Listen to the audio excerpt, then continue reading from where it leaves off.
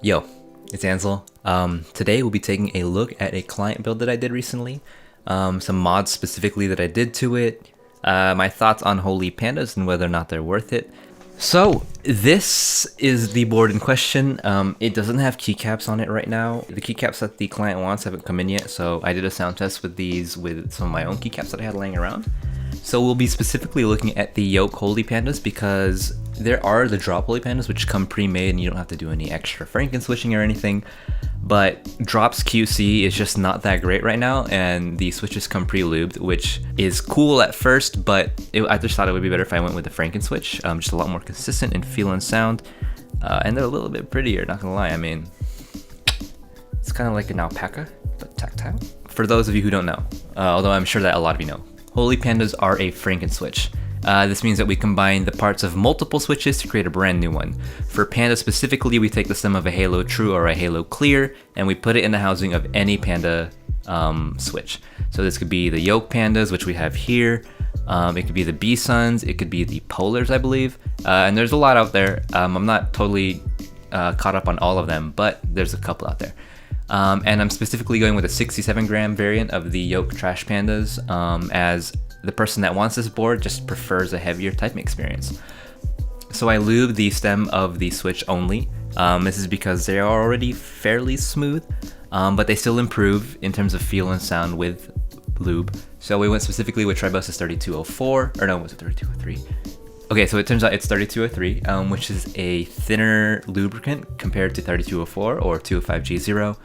And this helps us maintain as much tactility as possible. And we don't need a whole lot of it, which is why I went with the stem only. But I was very, very careful not to lube the stem legs or the stem pole. The stem pole bottom out is a little bit longer than most other switches. And this is important if you want to maintain that signature Holy Panda sound. So the cost overall for 70 switches is roughly going to be $85. So that's because we have to buy the Halo Trues and we also have to buy the YOK Pandas. So that's like $40.45. But do keep in mind that you can flip the leftovers as a switch known as the Unholy Panda for about $20 to $25. So the overall cost can be brought down to maybe $60 to $70-ish. So they're actually not as expensive as some might make you believe they are. And it ends up becoming cheaper than the drop Holy Pandas and about the same price as Glorious Pandas. So that's pretty nice if you keep that in mind.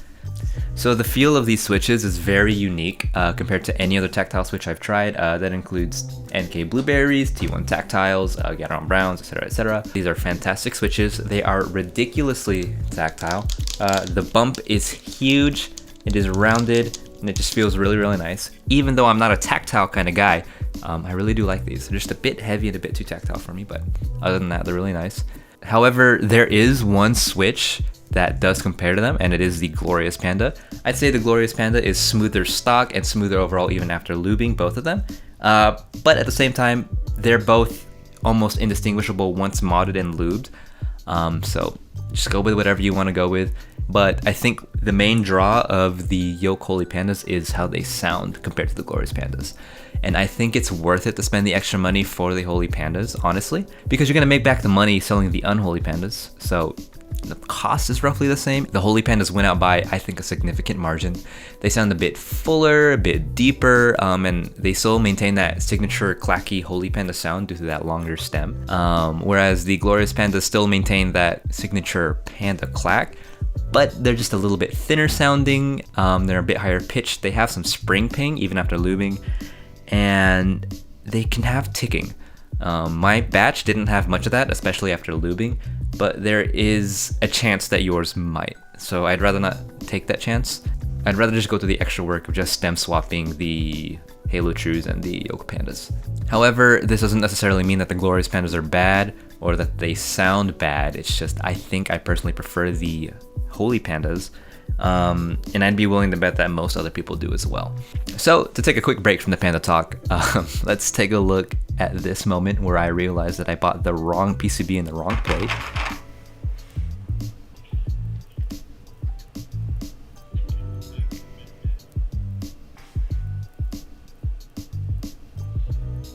You're joking. Wait, no, this is bad. So yeah, that kind of hurt. A week later, I got the correct plate and PCB, I sold the old ones, and I continued the build.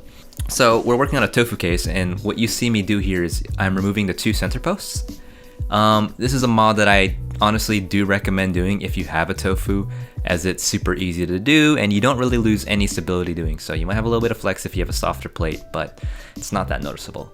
Now by removing the center posts, we remove hard points in terms of feeling from the center of the case, and the sound is just much more consistent across, as well as the feel. Now, you could get flex if you use a flexible plate like polycarb, and maybe even use a board with cutouts like the WTD60 Weird Flex.